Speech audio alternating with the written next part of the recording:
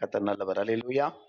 சரி, நாம் இன்றைக்கு தேவனுடைய சபையாகிய வீட்டை குறித்து பார்க்க போகிறோம். இது ஒரு இன்ட்ரோடக்ஷனா எடுத்துக்கிட்டு, ஜான் பிரபு அவருடைய மச்சானுக்கு கல்யாணம், இங்க இருந்து அண்ணா நகருக்கு போனோம். அதனால ஷார்ட்டா உங்களுக்கு ஒரு காரியத்தை சொல்லி, ஏசாயா 56 அதிகாரம் 7 வசனத்தை நாம் ஆதாரமா எடுத்துக்கோங்க. நான் என் பரிசுத்த பர்வதத்திற்கு யாரை? ஜனங்களை கர்த்தர் கொண்டு வருவார். கொண்டு வந்து ஜெப வீட்டிலே அவர் சொல்றார், என் ஜெப வீட்டிலே. என்ன சொல்றாருங்க? என் ஜெப வீட்டிலே. படிங்க மறுபடியும். மகிழ பண்ணுவேன். படிங்க.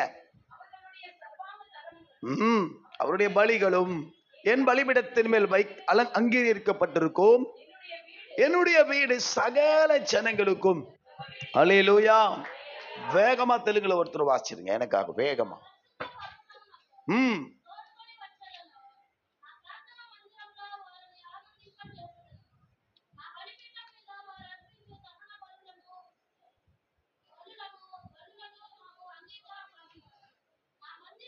నా మందిరము. Praise the Lord. அல்லேலூயா. தமிழ்ல என்னுடைய வீடு அப்படின்னு இருக்கு, தெலுங்குல நான் மந்திரமும் அப்படின்னு போகுது. அப்ப என்னுடைய ஆலயம் தான் அர்த்தம் இல்லையா? ஆனா தமிழ் வார்த்தை சொல்லுகிறது, ஆண்டவர் சொல்றார், சபையை பார்த்து சொல்றார் என்னுடைய வீடுங்கிறார். சொல்லுங்க, நம்முடைய சரீரம் கர்த்தருடைய வீடு. சொல்லுவோமா? முதல் பாயிண்ட் என்ன? முதல் நாள் தலைப்பு சரீரம் கர்த்தருடைய வீடா இருக்கு. அடுத்து நம்முடைய வாழ்க்கை, கர்த்தர் நமக்கு தந்த வாழ்க்கை என்னவா இருக்கிறது? வீடா இருக்குது. ரைட். இப்ப நாம தியானிக்கிறோம், இந்த சபை ஆண்டவருடைய வீடு. சபை யாருடைய வீடு? கர்த்தருடைய வீடு.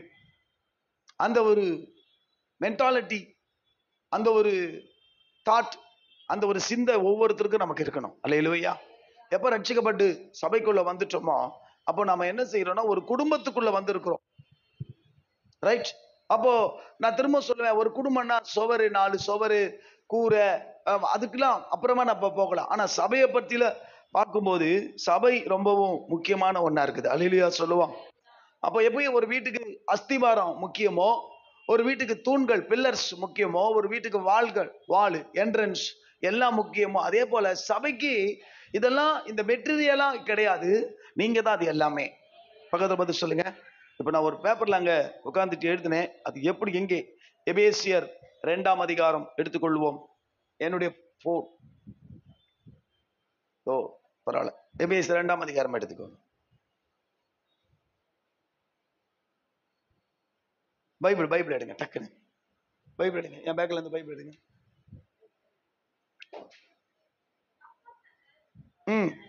வெரி குட், சூப்பர்மா. எபேசியர் 2:20 படிங்க. அப்போஸ்தலர், தீர்க்கதரிசிகள் என்பவர்களுடைய அஸ்திபாரத்தின் மேல் கட்டப்பட்டவர்களுமாய் இருக்கிறீர்களே, அதற்கு இயேசு கிறிஸ்து தாமே மூளைக்கல்லா இருக்கிறார். கைத்தட்டி நல்லா. இங்க பவுல் ஊழியர்கள் அப்போ அஸ்திபாரம்னு சொல்றார். நான் அப்படி சொல்ல விரும்பல, நான் இன்னொரு பாயிண்ட் ஆஃப் வியூல உங்களுக்கு நான் சொல்லி தரேன். எப்படின்னு சொன்னா, இப்ப சபைக்கு இயேசு தான் மூளைக்கல், கார்னர் ஸ்டோன். என்னங்க? இந்த பில்டிங்கினுடைய கார்னர் எது? அதாவது 4 கார்னர் இருக்கும். ஆனா வேலை தொடங்கும் போது, ஒரு வீட்டை கட்டும் பொழுது முதல் கல் எங்க வைப்பாங்கன்னா, இந்த இடத்துலயோ இப்படியோ சைட்ல வைக்க மாட்டாங்க. எங்க கொண்டு வைப்பாங்க? அந்த கார்னர்ல வைப்பாங்க. இயேசு தான் என்னவா இருக்கிறாரு? Corner store. உட்கார வைமா தயவுசெய்து ப்ளீஸ், பழகுங்க இனிமே. கார்னர் ஸ்டோனா இருக்கிறார், மூளைக்கு தலைக்கல்லா இருக்கிறார். மூளைக்கல் அவர் தான், தலைக்கல்லும் அவர் தான். பக்கத்துல பார்த்து சொல்லுங்க, இயேசுதான் இந்த சபைக்கு என்னவா இருக்கிறாரு? கார்னர் ஸ்டோர், மூளைக்கு தலைக்கல் அவர் தான். இந்த வீட்டை, இந்த சபைய கொஞ்சம் முன்னாடி வாங்க. இது திருந்த மாட்டீங்க நீங்க, முன்னாடி வாங்க. வர்றது லேட்டு அல்லது உட்காருதான் அப்படிதான். ஆனந்த் ஏந்திரு, கோட்டு ஏந்திரு. லைவ்ல போது பேரை சொல்லணும். ஒரு மாட்டி சொன்னா நான் சொல்றேனே, சாகர வரைக்கும் மாறக்கூடாது.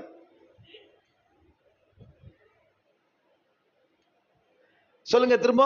அந்த மூளைக்கல்லா இருக்கிறவர் அவர் தான், தலைக்கல்லா இருக்கிறவர் அவர் தான். சபைய ஏய் ஏய் வெளியே தூக்கிட்டு போமா. மூளைக்கல்லா இருக்கிறவர் அவர் தான், தலைக்கல்லா இருக்கிறவர் அவர் தான், அஸ்திபாரமா இருக்கிறவரும் அவர் தான். ஆமென். நம்ம சபைக்கு அதுதான்.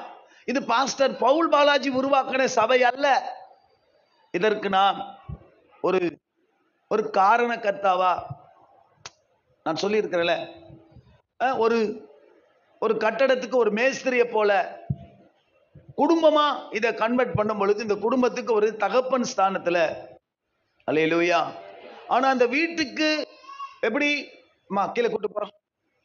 இங்க கவனிங்க, வசனம் நிறைய வீட்டுல தொங்க வச்சிருப்பாங்க, இயேசுவை இவ்வீட்டின் தலைவர்னு சொல்லுவாங்க. இந்த சபைக்கு தலையும் அவர்தான். சொல்லுங்க, சபை ஒரு சரீரமா இருக்குமானால் அந்த சரீரத்தினுடைய தலை ரொம்பவும் சொல்லுவோம் ஹெட் ஆஃப் த டிபார்ட்மெண்ட் அப்படின்னுவாங்க. ஹெச்ஓடி இல்ல ஹெட் ஆஃப், அவர் தான் ஹெட், இவர் தான் மேனேஜர், இவர் தான் பெரிய தலை அப்படின்னுவாங்க இல்லையா. அப்போ இந்த சபைக்கு மையமா இருக்கிறவர் கர்த்தர் தான். என்ன பயன்படுத்தினார், தட்ஸ் ஆல் ரைட். அதற்கு நான் ஒப்பு கொடுத்தா ஒரு சபையை உருவாக்குறதுக்கு அது அதனுடைய என்ன சொல்லுவாங்க ஆயத்த காரியங்களை செய்யறதுக்கு. நீங்களாம் யாரா இருக்கிறீங்க, அவரால் கட்டப்படுகிற மாளிகை, அவரால் கட்டப்படுகிற சபையா இருக்கிறீங்க. ஒவ்வொருத்தரும் ஒவ்வொரு பார்ட்ல சபைக்கு நீங்க முக்கியம். பக்கத்தை பார்த்து சொல்லுங்க,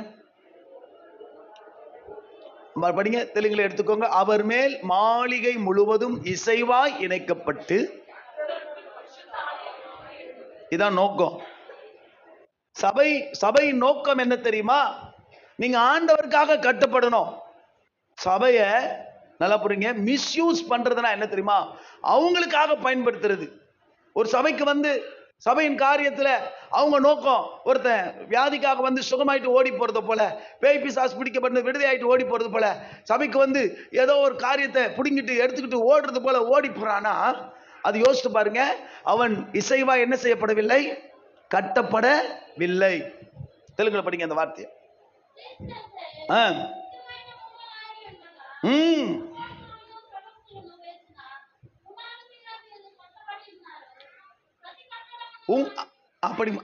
படிமா. அவருக்காக கரெக்டா சரியா கட்டப்படுவதுதான் நோக்கம். புரியுதுங்களா? You are the one of the part of this house. பக்கத்துல பார்த்து சொல்லுங்க, நீங்கள் இந்த வீட்டின் ஒரு அங்கம், ஒரு பகுதி. உங்களை பேர்க்க முடியுமா? பேத்துட்டு போனா என்ன அர்த்தம்? நீங்க இந்த இப்ப இங்க இருக்கிற இந்த சொபத்துல எதையாவது ஒரு பார்ட்டை நான் வெட்டி எடுக்க முடியுமா? எடுக்க முடியுமான்னு கேட்கிறேன். எடுத்தா என்ன ஆகும்? அந்த வீடு டேமேஜ் ஆகும். இல்ல இந்த பார்ட்ல ஏதோ ஒரு பகுதி பழுதாகுது, இடிஞ்சு போகுதுன்னு சொன்னா, அப்ப இந்த கட்டடத்தை என்ன செய்யும்? அதாவது வலுவிழக்க செய்யும். அதனுடைய ஸ்ட்ரென்த் போயிடும். நீங்க இருக்கிறீங்கன்னு சொன்னா, கர்த்தர் இந்த வீட்டுல உங்களை இசைவா கட்டிருக்கிறார். நீங்க தப்பிக்கவும் முடியாது, தப்பிக்கவும் கூடாது. அல்லேலூயா. அண்டர்ஸ்டாண்டிங் மீனிங் அதான். ஏன் இப்பெல்லாம் நம்ம இத்தனை வருஷம் இருக்கிறோம், ஏன் இந்த அன்பு இருக்குதுன்னு சொன்னா, அது இசைவா கட்டப்படுறதுனால. ஏதோ காரியம் முடிஞ்சுதா, ஏதோ வேலை முடிஞ்சுதா, அவுத்துக்கிட்டு கலந்துக்கிட்டு போறதுலாம் அது என்ன இல்லை, இந்த சபையின் இந்த வீட்டினுடைய ஒரு பார்ட்டு கிடையாது. அல்லேலூயா. அது இன்னொரு கல்லை எடுத்துக்கிட்டு என்ன பண்ணுதே, போற கல் சும்மா போகாம இன்னொரு கல்லையும் வேற எங்கேயாவது போய் பிக்ஸ் ஆயிடும். அப்ப அது நான் போவேன், நினைச்சுப்பேன், இங்க இருந்து போனா ஓகே, அது நம்ம ஆள் இல்ல போல இருக்கு. இங்க ஆளா இருந்தா என்ன பண்ணோம், இங்க இருந்து ஏதாவது ஒரு குறைச்சல் கொடுத்தனாவது இருக்கணும். அல்லேலூயா. சொல்ல மாட்டீங்களா? நான் ஞாயிற்றுக்கிழமை ஈவினிங் ஒரு சப்ஜெக்ட் பேசினேன், அது அப்ப பாத்துக்கங்க. அப்போ என்ன சொல்லுவாங்க, எங்க ஃப்ரெண்டு ஒருத்தன் கோச்சிக்கிட்டு பூனேக்கு ஓடிட்டான். ரொம்ப வருஷத்துக்கு முன்னாடி அங்கேயே போய் அங்கேயே ஒரு பொண்ணை கல்யாணம் பண்ணிட்டு பூனேவிலேயே செட்டில் ஆயிட்டான். அப்புறமா திரும்ப ரிட்டர்ன் செஞ்சான். ஒருத்தன் சொல்றேனே, இதுதான் குடும்ப அமைப்பு. நல்லா வாங்க, இப்போ கொரிந்தியருக்கு வாங்க, 1 கொரிந்தியர் 3ஆம் அதிகாரத்துக்கு வாங்க. இந்த மைண்ட்ல வச்சுக்கோங்க. இசைவா இணைவாய். எதுக்கு சபைய ஒரு குடும்ப அமைப்புல கொண்டு வரோம்? கவனிங்க. ஏன் சபைய சகோதரிகள் சொல்றோம், ஏன் சபைய சகோதரர்கள் சொல்றோம்? நான் ஏன் சபைக்குள்ள ஏன் திருமணம் பண்ண மாட்டேங்கிறேன்னா, பண்ண முடியாது. சண்டே கிளாஸ்ல இருக்கும்போது அதை என்னால அக்செப்ட் பண்ணிக்க முடியல. அன்னைக்கு அக்செப்ட் பண்ண முடியாது. இது இன்ன வரைக்கும் என்ன பண்ண முடியல, பண்ணிக்க முடியல. ஏன் பாஸ்டர் அப்படின்னு கேட்டா, அதான் செட்டப். குடும்பம். எவனா தங்கச்ச கல்யாணம் பண்ணுவானா? யாராச்சும் அண்ணனை கல்யாணம் பண்ணுவாங்களா? பண்ணணும்னு நினைப்பாங்களா? சொல்ல மாட்டீங்களே. கோட்டு என்னைக்கு எனக்கு தங்கச்சோ இன்னி வரைக்கும் எனக்கு என்னது? துணியெல்லாம் பெட்டியெல்லாம் எடுத்துக்கிட்டு நான் எங்க பாலஜன வீட்டுக்கு போறேன்னு சொன்ன ஆளு. புரியுதா? அவங்க அம்மா கோட்டி துணியெல்லாம் எடுத்துக்கிட்டு உங்க வீட்டுக்கு வரேன்னு சொல்லுது.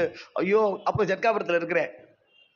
அப்போ ரொம்ப சின்ன பாவாடை சட்டை தான், தாவானியே போடல கோட்டி. அப்போ சுடிதாரே போட்டது கிடையாது. அப்ப சொல்லிச்சு எங்க அண்ணன் வீட்டுக்கு போறேன் அப்படின்னு சொல்லிச்சு. புரியுதுங்களா? இன்னைக்கு ஏன் சபையில அதை அங்கீகரிக்க மாட்டேன்? நீங்களா இருந்தாலும் புரிஞ்சுக்கணும். ஏன் பாஸ்டருக்கு பிடிக்கும்? எனக்கு பிடிக்கல, இல்ல மொத்தமா பிடிக்காது, சாகர வரைக்கும் பிடிக்காது. அல்லேலூயா சொல்ல மாட்டீங்களா? சொல்லுங்க. சபை ஒரு குடும்பம். அதை டேமேஜ் பண்ற வேலை மட்டும் யாரும் வச்சு கூடாது. அதை ஸ்ட்ரிக்டாவும் சொன்னேன். வாலிப பிள்ளைகள் மத்தியிலும் சொல்லும் போது சொன்னேன், பேரண்ட்ஸ் கூப்பிடும் போது சொன்னேன், சபை என்பது ஒரு குடும்பம். வந்தோம், ஆராதிச்சோம், கர்த்தருக்குள்ள நல்லா பலப்பட்டோம். நீங்களும் நல்லா பலப்படணும், உங்க பிள்ளைகளும் நல்லா பலப்படணும். இன்னைக்கு அழகா சொல்றேனே, அந்த இடத்துல ஒரு 10-15 பாஸ்டர்ஸ் உட்காந்து அழகா நான் தான் நடத்தினேன், பாட்டு பாடினேன், ஆரம்பிச்சேன், எல்லாம் ஒவ்வொரு காரியங்களை பண்ணேன். யாருக்கோ எவங்களுக்கும் அறிமுகம் இல்லாத பிள்ளைகள் பண்றோம். அடுத்த மாசம் ஒரு கல்யாணம் வெளியில போய் பண்றேன், நம்ம சபையில பண்றேன். அல்லேலூயா சொல்லுவான். ஆனா நம்ம வளர்க்குற பிள்ளைகளுக்கு தான் நம்ம பண்ண முடியல. நம்ம பேரே நோட்டீஸ்ல. நான் அந்த பொண்ணை கேட்டேன், நீ ஏமா என் ஸ்டூடெண்ட்டுடைய சொந்தக்கார பொண்ணு, என் பேரை எடுத்துட்டு வந்து அவங்க அப்பா நோட்டீஸ்ல வைக்கிறாரு. ஒரு பாஸ்டர் கால் பண்றாரு, பாஸ்டர் உங்க பேர் நோட்டீஸ்ல இருக்குது. அந்த பொண்ணு சண்டே கிளாஸ்ல சிபிஎஸ்ல வந்துச்சான், அதனால உங்க பேரை நான் போடணும் நான் சொல்லி என்ன செய்து.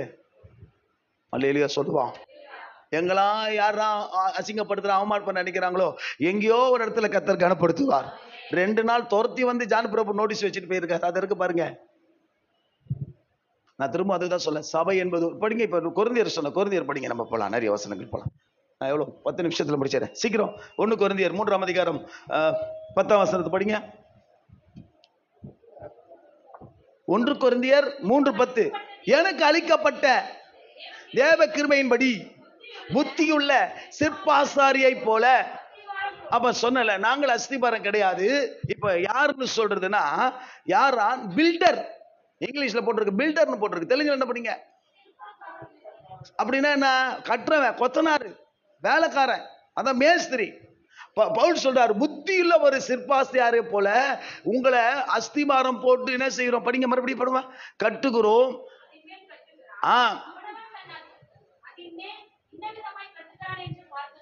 Price the Lord. அல்லேலூயா. நல்லா தான் அஸ்திபாரம் போடுறோம். அல்லேலூயா. நீல ஆண்டவருக்காக ஏதாவது செய்யணும்னு தான் ஆம்பளை பிள்ளைகளா இருந்தாலும் பொம்பளை பிள்ளைகளா இருந்தாலும் அப்படிதான் மோட்டிவேஷன் பண்றோம். அன்னில இருந்து இன்னி வரைக்கும். ஏன் கோட்டையெல்லாம் திட்டுற கோச்சிக்கிறேன்னா, ஏதாவது ஆண்டவருக்காக பண்ணு. குழம்பு காய்ச்சின்னு துணி துவச்சிட்டு உட்காந்துட்டு இருக்காது, போய் ஆண்டவருக்காக ஏதாச்சும் என்ன செய், பண்ணுன்னு சொல்றோம். அததான் பிள்ளைகளுக்கு பண்றோம். நான் சொல்றது புரியுதுங்களா? ஆண்டவருக்காக உங்களை கட்டுறதுக்கு முயற்சி பண்ணி ஏதோ ஒரு நல்ல ஒரு நோக்கத்துக்காக. நான் ஒரு சபைக்கு போயிருந்தேன். அங்க அந்த பையன், ஒரு பையன் வாலிபமான பையன், நல்லா பேடு வாசித்தான், பார்க்க ரொம்ப அழகா இருந்தான். ஐயோ, இந்த மாதிரி பிள்ளைகள் எல்லாம் அழகா தூக்கின்னு வந்து நம்ம பிள்ளைகளுக்கு கல்யாணம் பண்ணி வைக்கணுமே அப்படியே ஆசைப்படுறோம். இல்லையா சொல்லுவான். யோசப் பிரதருக்கு ஊருக்கு போகும்போது அங்க அந்த சபையில பார்த்து அழகான பிள்ளைங்க எல்லாம் பாட்டு பாடிச்சிங்க, பொம்பளை பசங்க. இந்த மாதிரி பொம்பளை பிள்ளைங்களை கூட்டு வந்து நம்ம பிள்ளைங்களுக்கு கட்டி வைக்கணும். இல்லையா சொல்லுவான். ஆமென், ஆமென். வெளியில இருந்து கல்லை கொண்டு வரணும். ஆமென் சொல்லுவோம். இங்க இருந்து வெளியில போய் கல்லா போகணும். உள்ள எந்த கல்லையும் ஜாயின் பண்ண மாட்டேன். அல்லேலூயா சொல்ல மாட்டீங்களா? ஆமென். ஏன்னு கேளு, மறுபடியும் கேளுங்க. ஏன்னு கேளுங்க. ஏன்னா நம்ம ஒரு குடும்பம். பக்கத்துல பார்த்து சொல்லுங்க, ஏன்னா நம்ம ஒரு குடும்பம். சொல்லுங்க. இப்போ பவுல் சொல்றாரு, புத்தி உள்ள சிற்பாசாரியை போல நான் உங்களை கட்டுறேன். 12 படிங்க. ஒருவன் அந்த அஸ்திபாரத்தின் மேல் என்ன பண்ணுகிறான்? பொன், வெள்ளி, வெளியேற பெற்ற கல், மரம், புல், வைக்கோல், ஆவி ஆகிய இவைகளால் கட்டினால் அவனுடைய வேலைப்பாடு வெளியாகும். நாளானது அதை விளங்க பண்ணும். ஏனெனில் அது அக்கினியினாலே சோதிக்கப்படும். அவனுடைய வேலைப்பாடு எத்தன்மை உள்ளது என்று அக்கினியார் செய்யுமா? பரிசோதிக்க. கீழே போட்டிருக்கு, என்ன போட்டிருக்கு? நீங்கள் படிங்க. அதன் மேல் ஒருவன் கட்டினது நிலைத்தால் அவன் கூலியை பெறுவான். நான் உங்களை கட்டுறேன், உங்களை பில்ட் பண்றேன். அல்லேலூயா. நீங்க பொன்னா, வெள்ளியா, மரமா, கல்லா, வைக்கோலா அப்படிங்கிறது உங்களுக்கு சோதனைகள் வரும்போது, ஆமென், யாரு நிலைக்கிறாங்களோ அவர்கள் தேவனால் கூலியை பெறுவார்கள். அல்லேலூயா சொல்லுவோம். அப்போஸ்தலர்களுக்கு வாங்க, அப்போஸ்தலர் நடவடிக்கைகளுக்கு போகலாம். ரைட். வெளிப்படுத்தல் முதல்ல படிங்க. வெளிப்படுத்தல் 3:12 படிங்க. நான் அப்போஸ்தலர், நான் இதனுடைய செகண்ட் பார்ட் அடுத்த வாரத்தில் பார்க்கலாம். ரெடி? பாஸ்டர்மாவுக்கு நான் தகவல் சரியா சொல்லாததுனால அவங்க என்ன செய்வாரா? சொல்லுங்க சொல்லுங்க, என்ன ஆகுவாரா? தெலுங்குலயே படிங்க, இங்கிலீஷ்லயே படிங்க.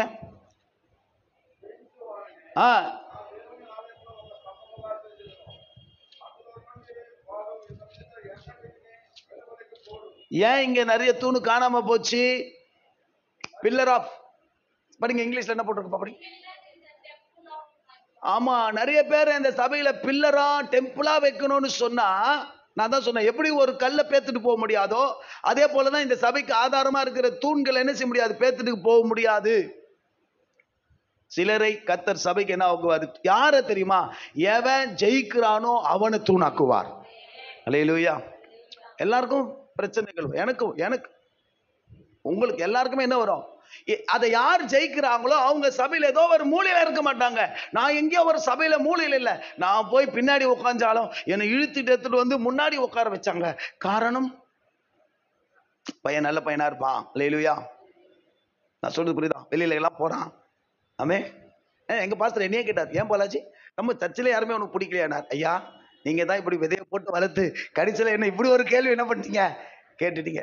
ஏன் நீ போற வர இடத்துல எங்கேயாவது மறுபடியும் சொன்ன, ஐயா என்ன இதெல்லாம் நீங்க தான் சொல்லி கொடுத்து ஜெயிக்கணும். சொல்லுங்க, ஜெயிக்கிறவன் சபையில தூணா இருப்பான். ஜெயிக்கிறவங்க சபையில என்னவா இருப்பாங்க? தூணா இருப்பாங்க. கர்த்தர் அப்படி தூணா பில்லரா வச்சு, நான் திரும்ப சொல்றேன், ஏதோ ஒரு 10ஓட 11 அப்படி வந்துட்டு போற ஆளா இருக்க கூடாது. நீங்க சபையில ஒரு பில்லரா இருக்கு. எத்தனை பேர் அப்படி ஆசைப்படுறீங்க? உள்ள இங்க உங்களை கொண்டு போய் வேற எங்கனாலும் நாட்டினாலும் அங்க எப்படி இருக்கணும்? நீங்க அங்க போய் பில்லரா இருக்கணும். அங்கேயே போய் எங்கேயோ ஒரு வீலையில மூலையில உட்காந்துட்டு பின்னாடி உட்காந்துட்டு அது எனக்கு அவமானம். ஆமே. நான் தான் திரும்ப சொல்றேன், நம்ம பிள்ளைங்களை கட்டி கொடுத்தா பாஸ்டர் பையனுங்களுக்கு கட்டி கொடுக்கணும். நம்ம பிள்ளைங்களுக்கு பொண்ணு எடுத்தா யாரும் எடுக்கணும்? ஒரு பையன் ரொம்ப விஷ் பண்ணிட்டான், ஐயோ சே லேட் ஆயிடுச்சு, இதை கொஞ்சம் முன்னாடி சொல்லி இருக்க கூடாதா பாஸ்டர்? இப்ப கல்யாணம் நடந்தது பாஸ்டருடைய பொண்ணு. அந்த தம்பி ஒரு விசுவாசி, சபையில வேடு வாசிக்கிற பையன். இன்னொரு சபை புள்ள. இந்த பொண்ணு பாஸ்டருடைய பொண்ணு. அல்லேலூயா சொல்லுவான். அங்க விசுவாசியா இருக்கிறவன் இங்க வந்தானா அவன் பாஸ்டர் ஆயிடுவான். அல்லேலூயா சொல்ல மாட்டீங்களா? யார்தான் இப்ப அடுத்த பாஸ்டரு? நான் சொல்றது புரியுதுங்களா? அப்படி ஒரு அமைப்பை கர்த்தர் உண்டாக்குவார். ரெடி? இப்ப படிங்க வாங்க, நம்ம அப்போஸ்தலர்களுக்கு போலாம். ரெடி? 2ஆம் அதிகாரம், மன்னிச்சு கொள்ளுங்கள், 2ஆம் அதிகாரம் எடுத்துக்கொள்ளுங்கள். இப்போ சபை உருவாகும்போது எப்படி உருவாச்சு அதை பேஸா போட்டுட்டு நான் அடுத்த வாரத்துல உள்ள உங்களை கொண்டு போறேன். சபை உருவாச்சு, எல்லாரும் ரட்சிக்கப்பட்டாங்க, ஞானஸ்நானம் எடுத்தாங்க. ரெடியா? 41 போட்டது, அவனுடைய வார்த்தையை சந்தோஷமா ஏற்றுக்கொண்டவர்கள் ஞானஸ்நானம் பெற்றார்கள். அன்றைய தினம் ஏறக்குறைய 3000 பேர் என்ன செய்தார்கள்? சேர்த்து கொள்ளப்பட்டார்கள். இல்லமா, சேர்த்து கொள்ளப்பட்டார்கள். உள்ள வந்தாங்க. உள்ள வந்துட்டவங்க என்ன சொல்லுது? அவர்கள் அப்போஸ்தலருடைய உபதேசம், சொல்லுங்கம்மா, அந்யோன்யம், அப்பம் பிற்குதல், ஜெபம் பண்ணுதல் உறுதியாய் தரித்திருந்தார்கள். எல்லாருக்கும் என்ன உண்டாச்சு? பயம் உண்டாச்சு. அப்போஸ்தலர்களே அற்புதங்களும் அடையாளங்களும் செய்யப்பட்டது. விசுவாசிகள் எல்லாரும் எப்படி இருந்தாங்களா? ஒருமித்திருந்து சகலத்தையும் பொதுவாய் வைத்து காணியாட்சிகளை சொத்துக்கள் எல்லாம் வித்து கொண்டு வந்து கொடுத்தாங்க. 46 படிங்க, மறுபடியும் படிங்க. ஒருமனப்பட்டவர்களாக தேவாலயத்துல தேவனுடைய வீட்டில அவர்கள் அனுதினமும் தரித்திருந்து அப்பம் பிட்டு, இது நடந்துச்சுன்னு வச்சுக்கோங்களேன். நல்லா கவனிங்க, எந்த சபையில இது நடக்குதோ அந்த சபை வளரும். சொல்லுங்க, என்னெல்லாம் நடந்துச்சு? ஆரம்பத்துல இருந்து படிச்சோம். என்ன அவர்கள் அப்போஸ்தல உபதேசத்துல, அந்யோன்யத்துல இருக்கணுமா, அப்பம் பிடிக்கிறதுல இருக்கணுமா, ஜெபம் பண்றதுல இருக்கணுமா. சரிங்க, எல்லாரும் என்ன செஞ்சாகணும்? நல்ல விசுவாசத்தோட எல்லாத்தையும் கொண்டு வந்து கொடுத்துட்டு ஒருமனப்பட்டு இருக்கும் போது அவர்களுக்கு மத்தியில என்ன நடந்தது? 47 படிங்க. தேவனை துதித்து ஜனங்கள் எல்லோரிடத்திலும் தயவு பெற்றிருந்தார்கள். ரட்சிக்கப்படுகிறவர்களை அல்லேலூயா சொல்லுவோம். ஆமே. பாருங்க, ஒரு சபைக்குள்ள சுகம், அடுத்த வாரத்துல பேசுறேன். ஒரு சபையில ஒரு வீட்டுக்குள்ள என்ன உண்டாகணும்? சுகம் உண்டாகும். வியாதியஸ்தம் உள்ள வந்து சுகத்தை பெற்றுக்கொள்ளும். மரிப்பாங்கிற நிலைமையில வந்தவங்க சுகத்தை பெற்று, அது தேவனுடைய வீடு. அல்லேலூயா. அடுத்தது பேய் பிசாசு பிடிச்சவெல்லாம் உள்ள வந்து என்ன செஞ்சாகணும்? விடுதலையை பெற்றுக்கொள்ளணும். ரைட்டா? அடுத்தது, வெளியில எனக்கு ஆறுதல் இல்லை, வெளியில எனக்கு சமாதானம் இல்லை, எனக்கு நிம்மதி இல்லைன்னு சொல்றவனுக்கு எங்க வந்தாகணும்? இமான் போகாத, எங்க வந்துடணும்? சபைக்குள்ள வந்துடணும். சபை என்பது ஒரு ஹைலி நோக்கத்துக்காக உருவாக்கப்பட்டதுங்க. அதை ஸ்பாயில் பண்ணக்கூடாது. சொல்லுங்க, என்ன நோக்கத்துக்காக? ஆமா, சில பிள்ளைகள் தான் அதை ஜெபிக்கிறாங்க. ஆண்டவரே எங்க வீடு ஜப வீடா இருக்கணும், எங்க வீடு வெதஸ்தாவா இருக்கணும், எங்க சபையில அநேகர் என்ன செஞ்சாகணும்? விடுதலை. காரணம், இதெல்லாம் நடந்தா அந்த இடத்துல என்ன உண்டாகும்? ரட்சிப்பு உண்டாகும். ஜனங்களை கர்த்தர் சேர்த்து கொண்டே இருப்பார். நாமளும் போய் ரட்சிப்புக்குள்ள நடத்தலாம், நாமளும் போய் சுவிசேஷத்தை சொல்லலாம். நாம சொல்லாத ஆத்துமாக்களை, எதிர்பார்க்காத ஆத்துமாக்களை கர்த்தர் தருவார். அப்ப அது என்ன நடக்கணும்? என்ன நடந்துகிட்டு இருக்கணும்? இங்க படிச்சிங்களேம்மா, உபதேசத்தை கேட்டுக்கிட்டு இருக்கணும், ஆராதனை பண்ணிட்டு இருக்கணும், ஜபம் பண்ணிட்டு இருக்கணும். ஒருமனப்பட்டவளா இருந்தா என்ன நடக்கும் தெரியுமா? வெளியில இருக்கிற இதோ இந்த கூட்டத்தோட இந்த எண்ணிக்கையோட முடிச்சுட்டு போறதுக்கு நான் விரும்பல. நீங்க யாருக்காவது உங்களுக்கு ஐடியா இருந்தா, நான் அதை விரும்பல. நான் ஒரு பெருக்கத்தை நோக்கி, நேத்து அந்த கல்யாணத்துல சொன்னல 1000க்கு மேற்பட்ட ஆண்டவரே, இது அப்படியே ஒரு கூட்டமா இருந்தா எப்படி இருக்கும்?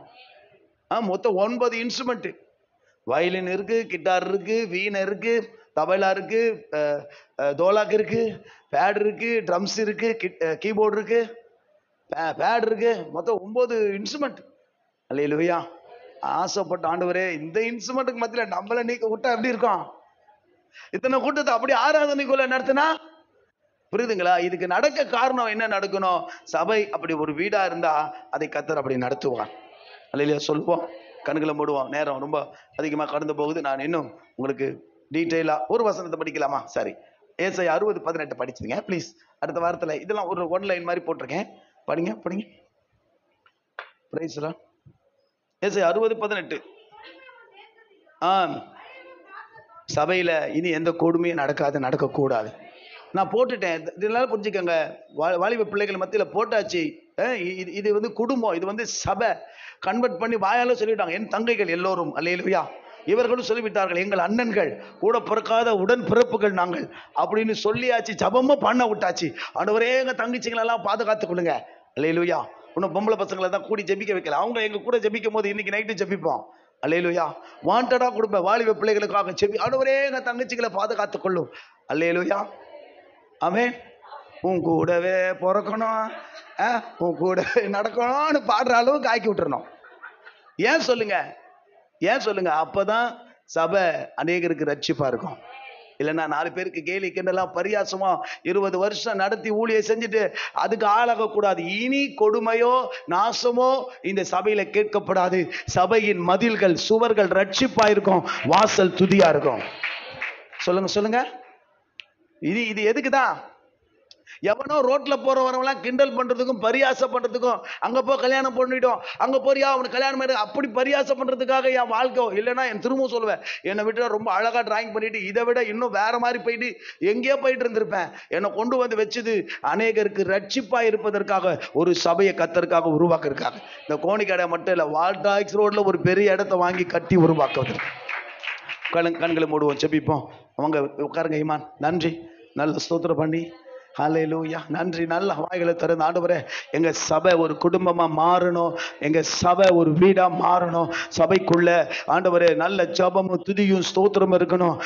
இந்த சுவர்கள் ரட்சிப்பா இருக்கணும். இந்த சபையின் சுவர்கள், இந்த சுவர்கள் இந்த சபைக்குள்ள நுழையிறவர் ரட்சிக்கப்படணும். வாசல்ல ஒரு துதி தான் கேட்கப்படணும். நன்றி. ஹல்லேலூயா. நன்றி இயேசுவே. ஹல்லேலூயா. ஆமென். ஆண்டவரே நல்ல வாய்களை திறந்து ஹல்லேலூயா. தெய்வீக கூடாரமே, என் தேவனின் சந்நிதியில் தேடி ஓடி வந்தே,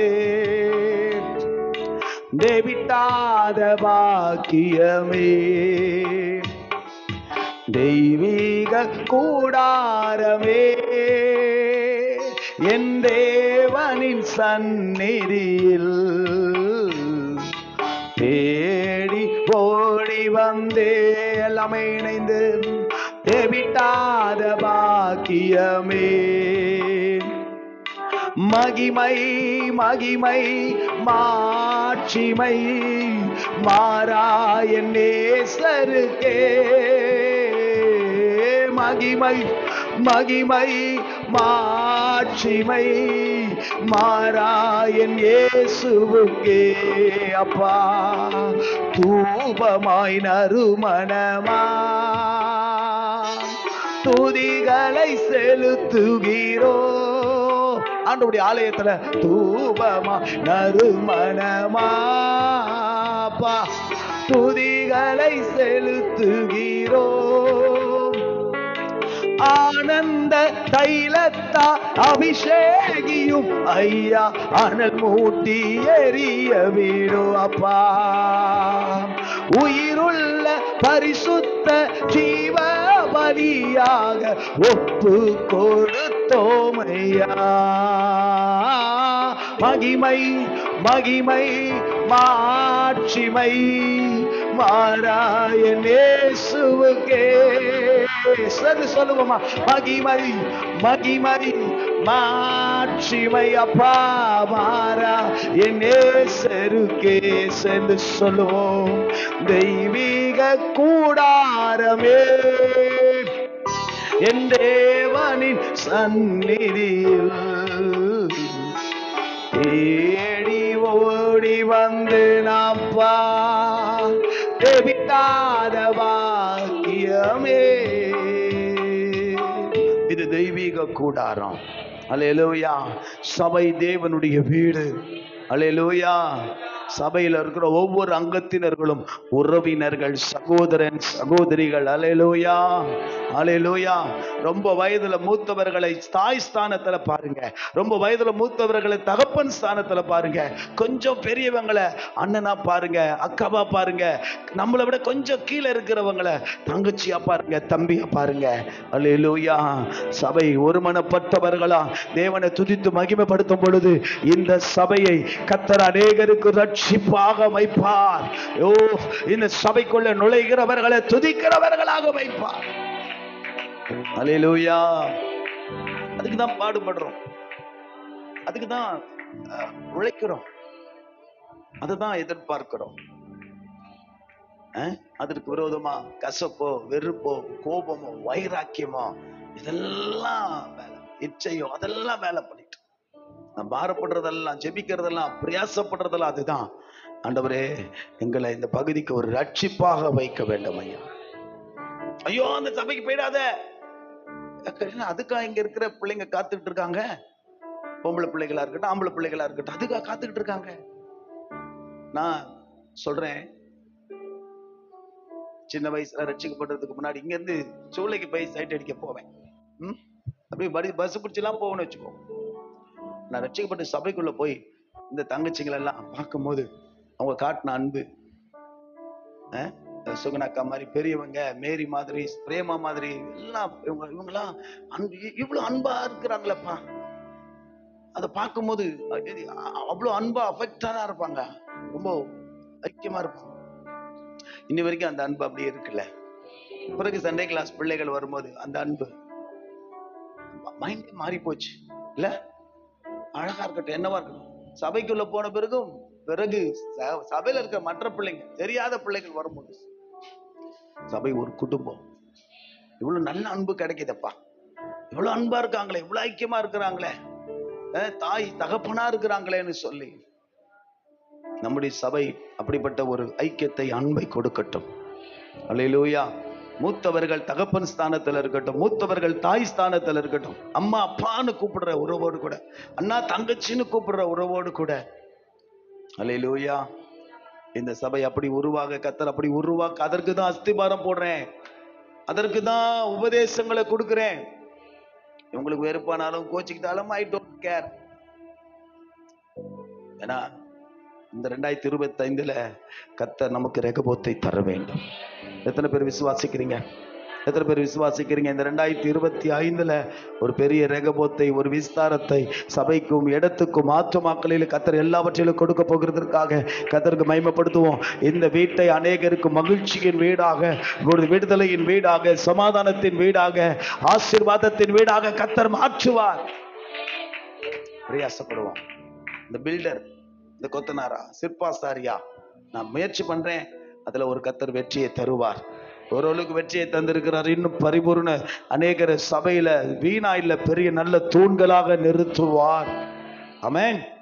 அப்ப நம்முடைய கருத்துல ஒப்பு கொடுக்கிற எங்கள் சபையை குடும்பமாய் கட்டி எடுப்போம். இந்த சபைக்கு எந்த கேடு விளைவிக்காதபடி, சத்துரு எந்த வகையிலும் கிரியை செய்யாதபடி, அவனுடைய எல்லா தந்திரங்களை சிந்தையில கூட எழும்பாதபடிக்கு இயேசுவின் நாமத்தில் நான் வேற இருக்கிறேன். அப்பா சகோதர அன்பையும் குடும்பம் என்கிற ஐக்கியத்தை கர்த்தர் தருகிறார்.